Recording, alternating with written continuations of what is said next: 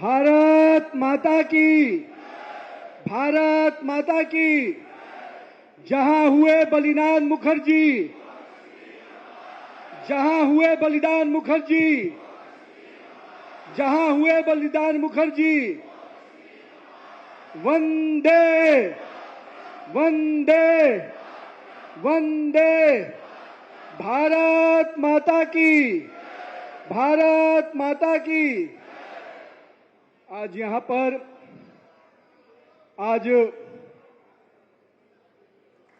उस स्थान पर मैं आज उपस्थित हुआ हूं, उस धरती पे मेरे को आज उपस्थित होने का मौका मिला है, जो जिस धरती ने और जिस धरती के लिए हमारे नेता आदरणीय श्यामा प्रसाद मुखर्जी जी ने अपने जीवन का बलिदान दिया है। मैं इस पुण्य धरती को नमन करता हूं और इसको आप सबको का भी अभिनंदन करता हूं, जिन्होंने उनके सपनों को साकार करने के लिए जो संघर्ष किया, उसके साक्षी यहां पर बैठा हुआ हर शख्स है, हर परिवार है। आज के दिन मंच पे उपस्थित हमारे पार्टी के प्रदेश के अध्यक्ष सत्य शर्मा जी, हमारे केंद्रीय मंत्री आदरणीय डॉक्टर जितेंद्र सिंह जी, भारतीय जनता पार्टी के राष्ट्रीय महामंत्री आदरणीय तरुण चुग जी, हमारे नेता प्रतिपक्ष भाई सुनील शर्मा जी, हमारे वरिष्ठ नेता जुगल किशोर शर्मा जी, आदरणीय गुलाम अली खराना जी, हमारे वरिष्ठ मेरे मित्र रविंद्र रैना जी, आदरणीय निर्मल सिंह जी, नरेंद्र रैना जी, श्यामलाल शर्मा जी, हमारे सभी यहाँ पर उपस्थित माननीय जिलाध्यक्ष जी और हमारे सभी वरिष्ठ, मैं देख रहा हूँ पार्टी के कई वरिष्ठ नेता हमारे साथ यहाँ पर उपस्थित हैं। मैं सबको प्रणाम करता हूँ। कई लोगों के साथ मेरे स्मरण जुड़े हैं, मैं उन सबको अभिनंदन करता हूँ। मेरी मातृशक्ति यहाँ बैठी है, मैं उनको भी अभिनंदन करता हूँ। मेरे सभी वरिष्ठ कार्यकर्ताओं का अभिनंदन करता हूँ और साथ ही साथ मेरे युवा साथियों का भी अभिनंदन करता हूँ, जिन युवा साथियों ने जम्मू कश्मीर की पहचान को बदलने में बहुत ही पुरुषार्थ किया है। मित्रों, जिस धरती पर मैं आज यहाँ पर उपस्थित हुआ हूँ, मैं कहता हूँ त्रिकुटा पर्वत पर विराजमान मां वैष्णो देवी को नमन करते हुए, क्योंकि कहीं न कहीं जब तक माता का आशीर्वाद नहीं होता है, कोई भी पुत्र आगे नहीं बढ़ सकता और कोई भी देश आगे नहीं बढ़ सकता, क्योंकि हम सबको भारत माता का आशीर्वाद मिलता है, मां वैष्णो देवी का आशीर्वाद मिलता है, तभी हम भारत को आगे बढ़ाने के लिए काम करते हैं। मैं नमन करता हूं रघुनाथ मंदिर जी के, जिसका निर्माण हमारे महाराजा गुलाब सिंह जी ने प्रारंभ किया, और हम कह सकते हैं कि उत्तर भारत में सबसे बड़े मंदिर परिसरों में से एक हमारा ये मंदिर निश्चित रूप से हमारे आस्था का और भक्ति का केंद्र बना है। मैं आज के दिन अपने बाबे वाली माता और पीर खोह के पवित्र गुफा को भी नमन करता हूं और उनका आशीर्वाद लेता हूं। आज के दिन मैं उन वीर सपूतों को भी याद करना चाहता हूं, अपने जनरल जोरावर सिंह जी को, जिन्होंने लद्दाख तक भारत का ध्वज लहराया पहुंचाया। मैं उनको भी आज ब्रिगेडियर राजेंद्र सिंह जी को भी याद करता हूं, जिन्होंने 1947 में अपने प्राणों की आहुति देकर इस कश्मीर और जम्मू की रक्षा की है। मैं उनका भी नमन करता हूं। आज मुझे डोगरा की यह धरती पे आने का मौका मिला है। ये बलिदान की धरती है और इसकी कहानी निश्चित रूप से हर जम्मू कश्मीर के युवाओं के जुबानी से हम देख सकते हैं। मित्रों, आज का दिन हम सबके लिए विशेष है। जनसंघ काल से लेकर हमारे राष्ट्रीय स्वयंसेवक संघ के प्रचारक के रूप में, और हम कह सकते हैं जिन्होंने हम सबको पथ प्रदर्शक के रूप में हमें प्रेरणा दी। और आज जब हम उनका 125वीं जयंती मनाने के लिए यहाँ पर उपस्थित हुए हैं, तो मैं यहाँ पर उपस्थित अपने सभी कार्यकर्ता बंधुओं को और साथ ही साथ बड़ी संख्या में जो कार्यकर्ता पंडाल में बैठे हैं, मैं उनको भी नमन करता हूं, उनका भी अभिनंदन करता हूं। भारतीय जनता पार्टी का कार्यकर्ता जो सबसे निचले पायदान पर भी बैठा रहता है, वो भी उतना ही महत्वपूर्ण होता है जो मंच पे बैठा हुआ कार्यकर्ता भी कितना। मैं मानता हूं हमें ताकत मिलती है अपने उन कार्यकर्ताओं से जो अंतिम बूथ पर बैठकर भी, अंतिम पायदान में पर बैठकर भी भाजपा के कमल को खिलाने का संकल्प को पूरा करने का काम करता है। मित्रों, आज का दिन हम सब कार्यकर्ताओं के लिए और मैं कहता हूं कि इस पूरे जम्मू कश्मीर के लिए विशेष दिन है। मुझे मालूम है यहाँ के लोग किस प्रकार से आज के दिन को अलग अलग तरीके से उत्साह के साथ मनाते हैं।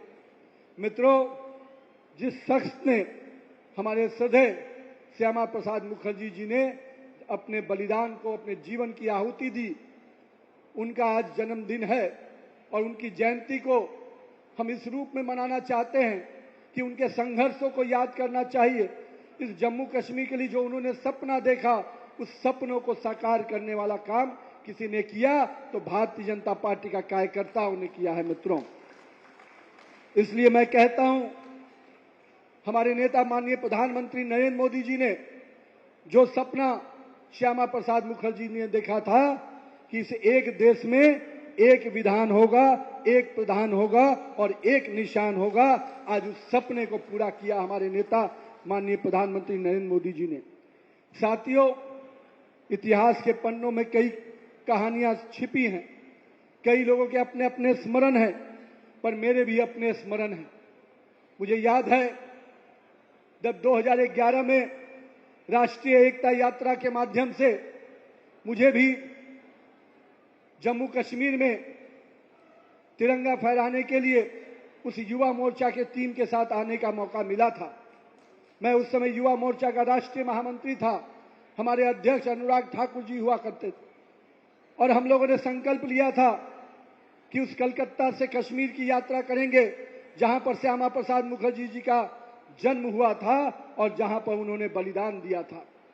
मुझे याद है कि 2011 की जब उस यात्रा को लेकर हम लोग निकले थे तो देश भर में कांग्रेस की सरकारों को बेचैनी हो गई थी।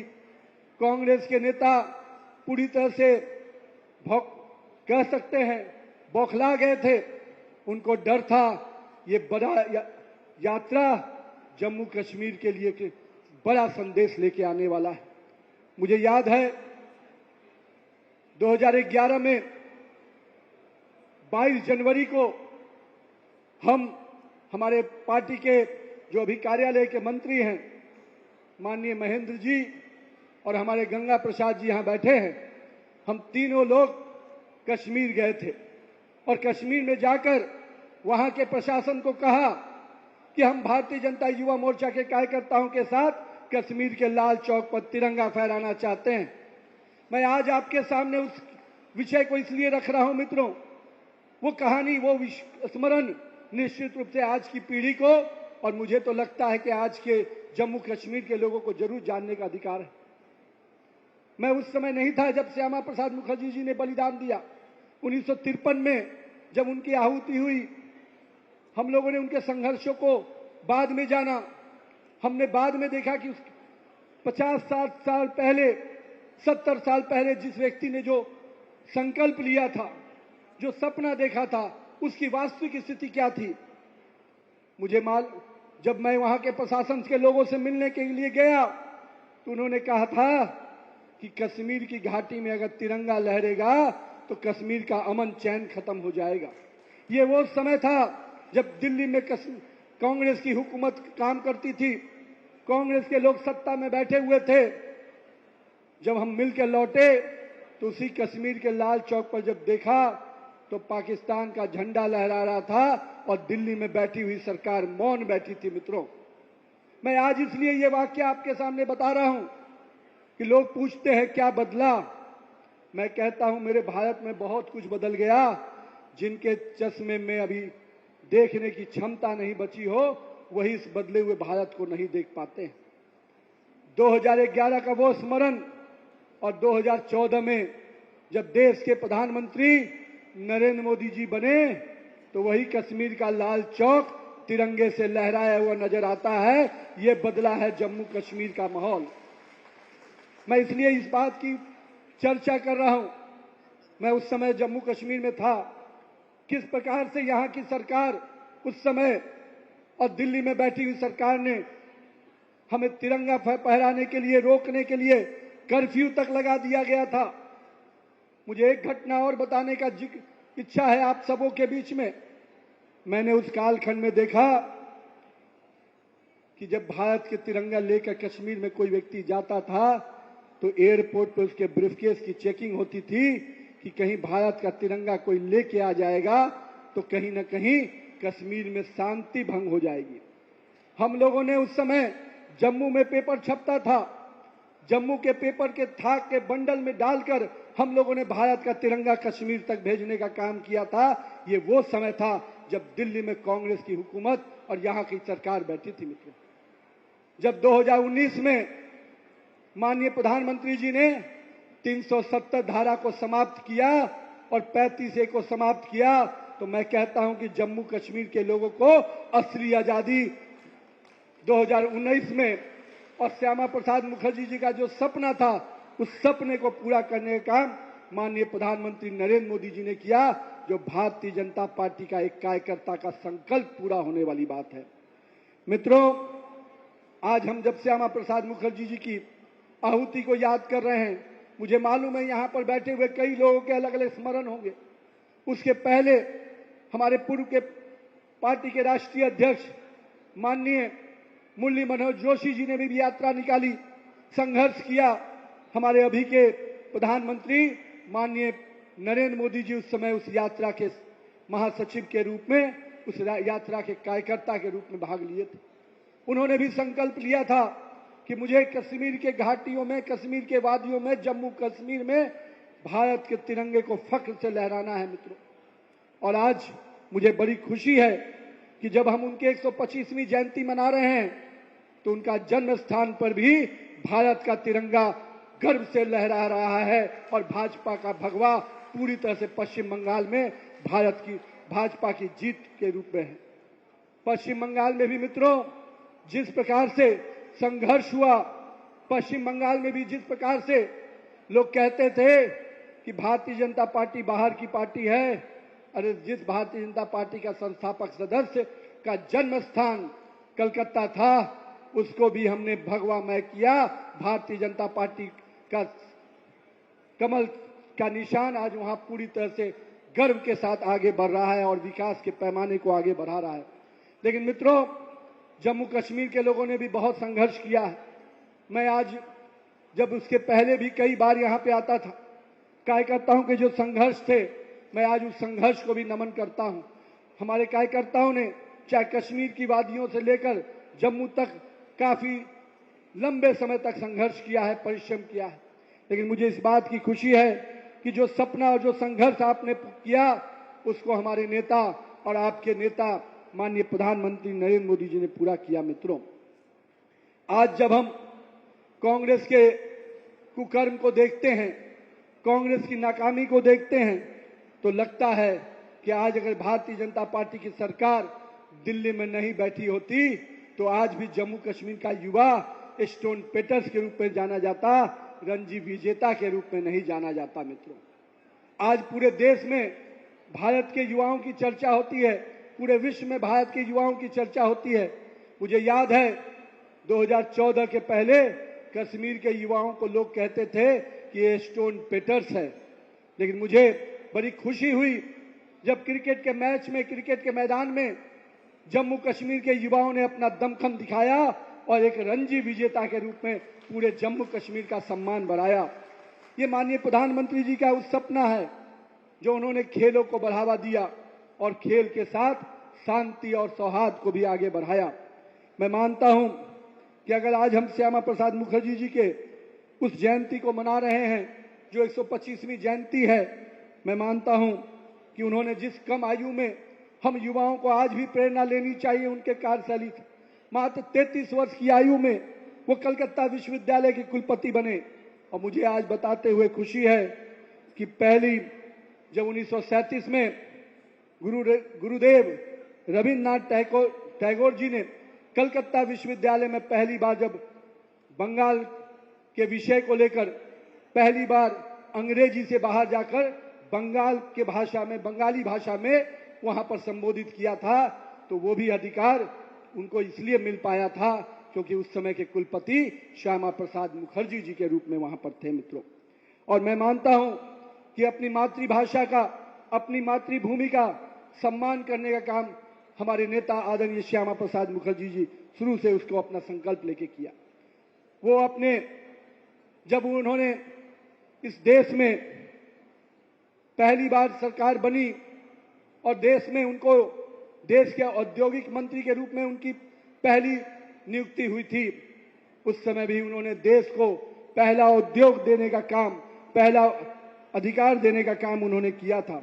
और मुझे याद, आज मुझे जब यहाँ के लोगों ने चर्चा कर रहे थे और श्यामा प्रसाद मुखर्जी जी के जीवन के बारे में बता रहे थे, तो मुझे ये बात जानकर खुशी हुई कि चित्तरंजन लोकोमोटिव कारखाना, सिंदरी का खाद कारखाना या हिंदुस्तान एयरक्राफ्ट फैक्ट्री जैसे उद्योगों को सबसे पहले स्थापित करने का काम हमारे नेता श्यामा प्रसाद मुखर्जी जी ने किया। आप सोच सकते हैं 1950 में भी हमारे नेता की ये सोच थी कि हमको जहां औद्योगिक विकास करना है वहीं अपनी विरासत को, अपनी संस्कृति को भी बचा कर आगे बढ़ना है।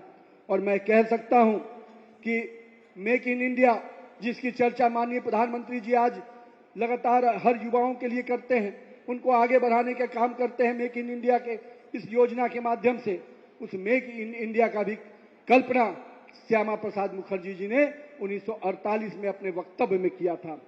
मैं मानता हूं कि इस देश को श्यामा प्रसाद मुखर्जी जैसा ऐसा विचारक मिला जिन्होंने एक भारत और श्रेष्ठ भारत की कल्पना की।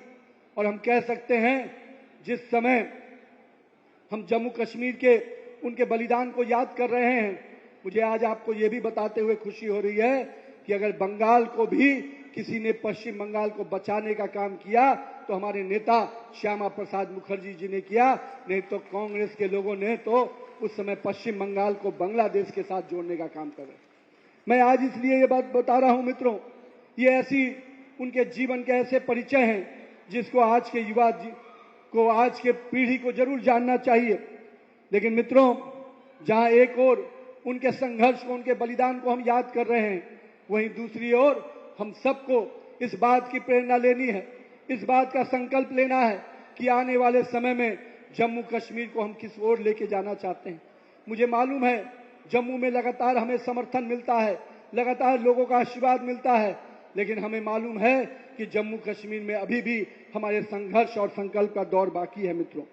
माननीय प्रधानमंत्री नरेंद्र मोदी जी के नेतृत्व में जिस प्रकार से पूरे देश के विकास के पैमाने में हम आगे बढ़ रहे हैं, आज इस देश में 25 करोड़ गरीबों को अगर गरीबी रेखा से बाहर लेकर हम आ पाए हैं, तो निश्चित रूप से उसमें जम्मू कश्मीर का भी बहुत सारा परिवार जुड़ा है मित्रों। एक समय था इस 370 धारा के ऐसी व्यवस्था पैदा की गई थी कि उस व्यवस्था से यहाँ के लोगों का भला नहीं हो रहा था, यहाँ के लोगों को विकास नहीं मिल रहा था। लेकिन माननीय प्रधानमंत्री नरेंद्र मोदी जी ने विकास के कई नए पैमाने बनाए और आज जम्मू कश्मीर विकास के पैमाने में अग्रणी राज्यों के भूमिका में आगे आ रहा है। हम चाहते हैं कि जम्मू कश्मीर की माताएं बहनें सुरक्षित और व्यवस्थित जीवन के लिए आगे बढ़े।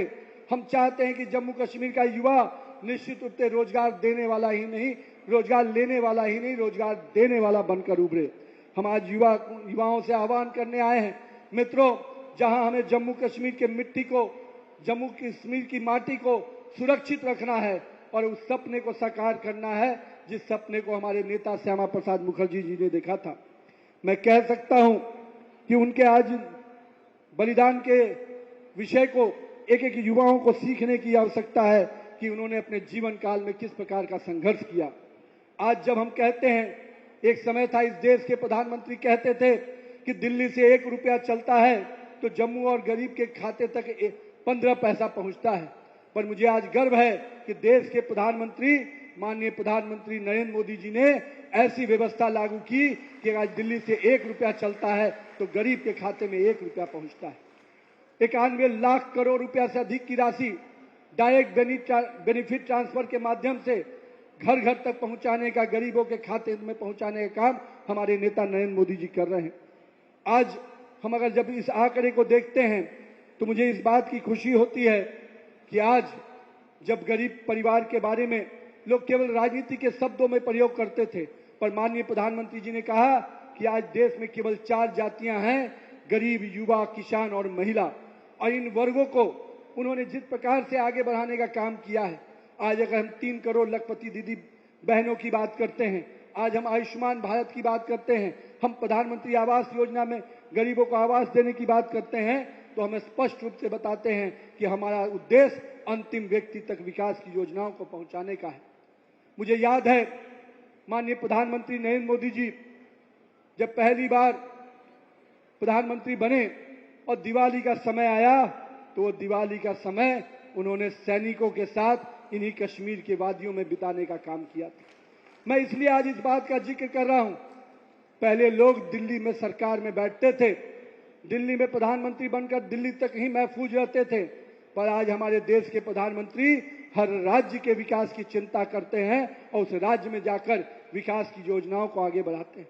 इस देश में नॉर्थ ईस्ट की चर्चा एक अलग ही तरीके से होती थी, पर मैं आज कश्मीर के लोगों को, जम्मू के लोगों को बताना चाहता हूं कि माननीय प्रधानमंत्री जी के नेतृत्व में जहां जम्मू कश्मीर विकास के पैमाने पर आगे बढ़ रहा है, वहीं नॉर्थ ईस्ट की भी राज्य आज विकास के पटरी पर लगातार आगे बढ़ रहे हैं। ये हमारी सोच है। हम केवल केंद्र की राजधानी को ही नहीं, हम देश की राजधानी को ही नहीं विकसित करते, हम विकास की योजनाओं को अंतिम व्यक्ति तक पहुंचाने का काम करते। इस देश में एक समय सोच था, सरकारें कहती थी कि सीमाओं में पड़ने वाले गांव हमारे अंतिम गांव हैं और अंतिम गांव की सुरक्षा के प्रति, उनके विकास के प्रति कोई चिंता नहीं होती थी। पर माननीय प्रधानमंत्री नरेंद्र मोदी जी ने उस सोच को बदल के रख दिया। मित्रों, उन्होंने कहा कि देश की सीमाओं में पड़ने वाले गांव हमारे प्रथम गांव हैं और उन गांव का विकास और उनकी सुरक्षा देश की सबसे पहली जवाबदेही है। मैं मानता हूं कि यह संदेश उन गांव में सीमाओं पर रहने वाले लोगों को निश्चित रूप से ताकत देता है और इस बात के लिए प्रेरित करता है कि दिल्ली में बैठा हुआ देश का प्रधानमंत्री अंतिम व्यक्ति तक, अंतिम गांव तक के लोगों की चिंता करता है। मित्रों, ये बदलाव मित्रों ऐसे ही नहीं आया है। इस बदलाव के लिए आपने लंबा संघर्ष किया है। देश के लोगों ने माननीय प्रधानमंत्री नरेंद्र मोदी जी को अगर आशीर्वाद दिया, हमें याद होना चाहिए 2012 और 13 का समय, जिस समय सरकारें चलती थी और देश के लोगों को केवल इस रूप में देखा जाता था कि भारत के लोगों के बीच में केवल अराजकता है, भ्रष्टाचार है। हम जब देश के दूसरे भागों में जाते थे तो विकास की चर्चा कम होती थी और अराजकता और भ्रष्टाचार की चर्चा होती थी। माननीय प्रधानमंत्री नरेंद्र मोदी जी ने स्पष्ट रूप से कहा कि हम देश में अगर विकास की बात करेंगे तो हम भ्रष्टाचार को जीरो टॉलरेंस की नीति से अपनाएंगे। और मैं कह सकता हूं, जम्मू कश्मीर के भी लोगों को भी उन्होंने विकास के पैमाने पर अगर जोड़ा तो उसका बहुत बड़ा लाभ जम्मू कश्मीर के एक गरीब परिवार को मिला है। मित्रों, आज हम सोशल सिक्योरिटी की बात करते हैं तो सोशल सिक्योरिटी में 95 करोड़ से अधिक लोगों को माननीय प्रधानमंत्री जी की जो विकास की वेलफेयर की योजना है वो गरीब के खाते तक पहुंच रही है। मित्रों, आज अगर हम राष्ट्रीय राजमार्ग की बात करते हैं तो एक समय मात्र 91 लाख किलोमीटर की राष्ट्रीय राजमार्ग, 91,000 किलोमीटर की राष्ट्रीय राजमार्ग था, आज करीब 1.5 लाख किलोमीटर की राष्ट्रीय राजमार्ग है। अगर आज हम हवाई अड्डे की बात करते हैं तो मात्र 74 हवाई अड्डे होते थे, आज देश में 160 हवाई अड्डे हैं। हम मोबाइल नेटवर्क में, मोबाइल के मैन्युफैक्चरिंग में पूरे विश्व में अब दूसरे नंबर पे आ गए हैं। मित्रों, एक समय इसी देश के बारे में कहा जाता था कि ये देश मैन पावर है, यहाँ पर लोग एक मैन पावर के रिसोर्स के रूप में देखा जाता था। माननीय प्रधानमंत्री जी ने उस सपने को भी बदला, उस सोच को बदला और मैं कह सकता हूं कि आज भारत मैन पावर नहीं, मैन्युफैक्चरिंग पावर बनकर उभर रहा है। मित्रों, मैं आज के दिन जम्मू कश्मीर को इस बात के लिए विश्वास दिलाने आया हूं कि दिल्ली में जो बैठी हुई सरकार है उसका आज भी वही संकल्प है कि हम जम्मू कश्मीर के विकास के प्रति संकल्पित हैं। हमें मालूम है कि जिस प्रकार से यहाँ की सरकार का नीतियां आज भी वो दोहरी नीति के साथ काम करते हैं। जम्मू के प्रति उनकी सोच और कश्मीर के प्रति उनकी सोच दोहरी रहती है। लेकिन मुझे मालूम है भारतीय जनता पार्टी का कार्यकर्ता श्यामा प्रसाद मुखर्जी के प्रेरणा से काम करता है। उस कश्मीर के वादियों में भी भाजपा का कमल आज नहीं तो कल खिलेगा और निश्चित रूप से कश्मीर और जम्मू पूरी तरह से भाजपामय बनेगा। मित्रों, हमारे संघर्ष अभी भी हैं, लेकिन हम अपने वहां के लोगों को भी स्पष्ट रूप से कहना चाहते हैं, हमने कभी उस आईने से नहीं देखा कि विकास की किरणें किस गरीब के खाते में पहुंचती हैं। हमने इस आईने से देखा कि जो भी गरीब है वो भारत का व्यक्ति है, उसके विकास की चिंता हमें करनी। हमने धर्म के आईने से लोगों को नहीं देखा है, हमने विकास के पैमाने पर एक एक व्यक्ति को जोड़ने का काम किया है। अगर आज हमने ट्रिपल तलाक को खत्म किया तो मैं मानता हूं कि मुस्लिम बहनों को एक स्वावलंबी और सुरक्षित जीवन देने का काम हमने किया है। मित्रों, मैं मानता हूं इस देश में हमारे लिए अभी भी कई बड़े लक्ष्य बचे हुए हैं, पर देश में जो अभी परिस्थितियां पैदा की जा रही हैं, जिस प्रकार की व्यवस्थाएं को प्रयास किया जा रहा है, मेरा मानना है कि भाजपा के कार्यकर्ताओं को अभी भी आने वाला 20 वर्ष बहुत ही संघर्ष का वर्ष होगा। अगर हम 2047 का विकसित भारत बनाने का सपना पूरा करना चाहते हैं और 2047 के विकसित भारत को देखना चाहते हैं तो निश्चित रूप से हमको भारतीय जनता पार्टी को भी उसी प्रकार से मजबूती से खड़ा करना होगा। मित्रों, हमारे पूर्व के वरिष्ठ नेताओं ने अपने संघर्षों, अपने बलिदान के बल पर, अपने परिश्रम के बल पर कहीं ना कहीं भाजपा को इतने बड़ा विस्तार स्वरूप दिया है। लेकिन हमारे इस वर्तमान पीढ़ी को भी अपने कालखंड का संघर्ष करना पड़ेगा। हमें आज भी भारतीय जनता पार्टी को मजबूत करने के लिए जनता के साथ सीधे संवाद से जुड़ना होगा, तभी हम भारतीय जनता पार्टी को 2047 में इसी प्रकार से और मजबूती से खड़ा कर पाएंगे। मित्रों, और तभी हमारा सपना देश को 2047 में विकसित भारत बनाने का, और मेरा पूरा विश्वास है 2047 का जिस समय हम सपना पूरा करेंगे उस समय जम्मू कश्मीर को भी 2047 में विकसित जम्मू कश्मीर बनाकर देंगे। मित्रों, और मेरा पूरा विश्वास है हमने देश के जनता के दिलों में उतर कर काम किया है, देश की जनता से जुड़कर काम किया है, और जिस प्रकार के देश के अलग अलग राज्यों में हमें लगातार सफलता मिल रही है, आप संघर्ष जारी रखिए, आप जनता के साथ संवाद जारी रखिए, आप अपने केंद्र की योजनाओं को जनता के बीच में ले जाने का संकल्प उसी प्रकार से करते रहिए।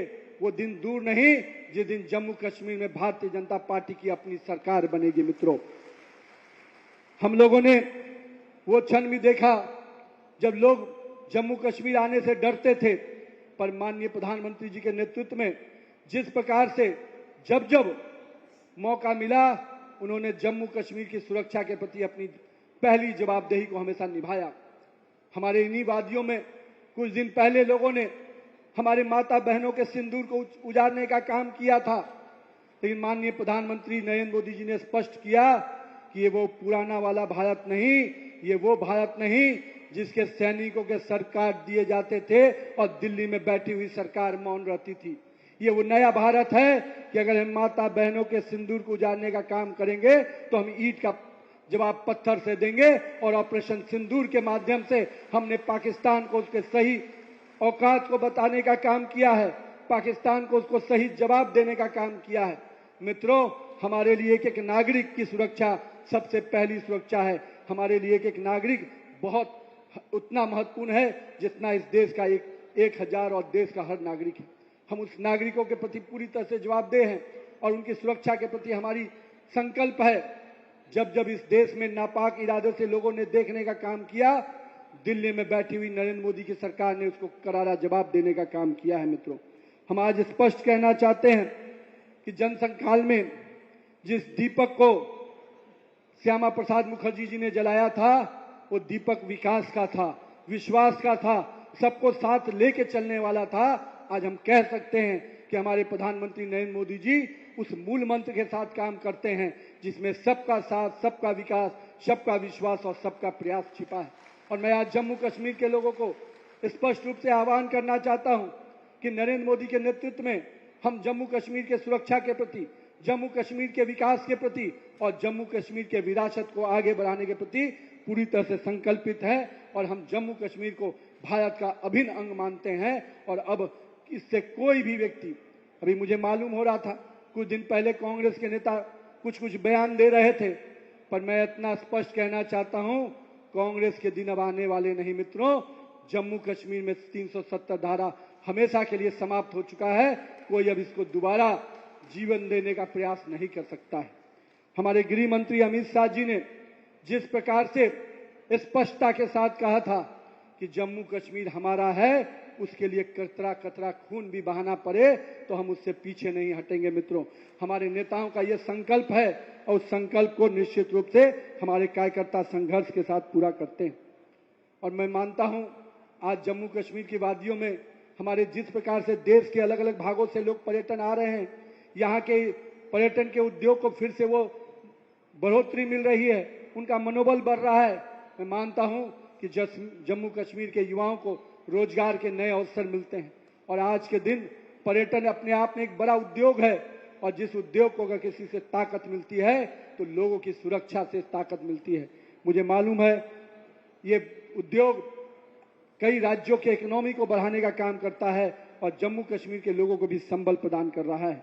मित्रों, आज 125वीं जयंती के दिन जिस प्रकार से बड़ी संख्या में आप जुटे हैं, मैं आज सबको श्यामा प्रसाद मुखर्जी जी के इस जयंती के अवसर पर इस संकल्प के साथ आपको आगे के लिए हम सबको को बढ़ना है कि जो सपना, जो विश्वास उन्होंने संगठन के रूप में भारतीय जनता पार्टी या जनसंघ के स्थापना से किया था, भारतीय जनता पार्टी उस विश्वास के साथ काम कर रही है। हमारे नेता जहां एक भारत श्रेष्ठ भारत की कल्पना को आप आगे बढ़ा रहे हैं, हमारे दीनदयाल उपाध्याय के अंत्योदय के सपने को आगे बढ़ा रहे हैं और श्रद्धेय अटल बिहारी वाजपेयी के सुशासन की उस सरकार के मॉडल को आगे बढ़ा रहे हैं। मैं कह सकता हूं, माननीय प्रधानमंत्री नरेंद्र मोदी जी एक भारत श्रेष्ठ भारत, अंत्योदय और सुशासन, इन तीनों के मूल मंत्र को आत्मसात करते हुए विकसित भारत का 2047 का सपने की ओर भारत को लेकर चल रहे हैं। और वो सपना निश्चित रूप से श्यामा प्रसाद मुखर्जी के सपनों को साकार करने वाला होगा।